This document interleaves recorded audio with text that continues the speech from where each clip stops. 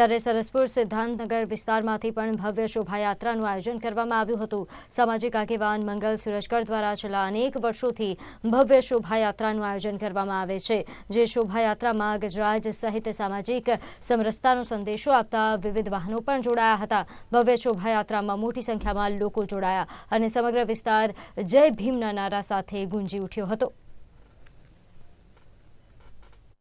Doctor Baba Saheb આંબેડકરની જન્મજયંતિ દેશભરમાં ઉજવણી થઈ રહી છે, ત્યારે સરસપુર વિસ્તારની અંદર પણ જો વાત કરવામાં આવે તો ડોક્ટર બાબા સાહેબ આંબેડકરની જન્મજયંતિની ઉજવણી છે તે કરવામાં આવી હતી। હાથી ઘોડા સાથેની આ રેલી છે તે યોજાઈ હતી। શોભાયાત્રાની અંદર મોટી સંખ્યાની અંદર લોકો છે તે ઉપસ્થિત થયા હતા અને જે રીતે દ્રશ્યમાં જોઈ શકાય છે કે મોટી સંખ્યાની અંદર જે લોકો ઉપસ્થિત થયા હતા, અનેક વાહનો છે તે પણ આ જે શોભાયાત્રા હતા કે જેની અંદર જોડાયા હતા અને સામાજિક સમરસતા છે તેનો સંદેશો આપતા જે આ વાહનો છે તે પણ જોવા મળ્યા હતા।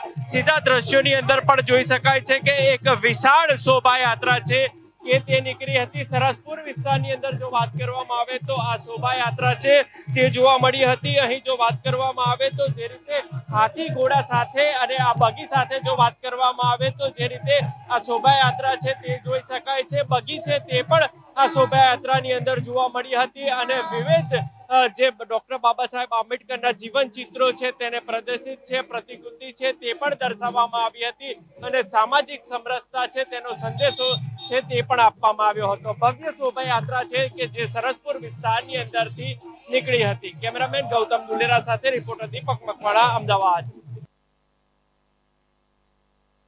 દેશભરમાં ડોક્ટર બાબા સાહેબ આંબેડકરની જન્મજયંતિની ધામધૂમપૂર્વક ઉજવણી કરવામાં આવી હતી, ત્યારે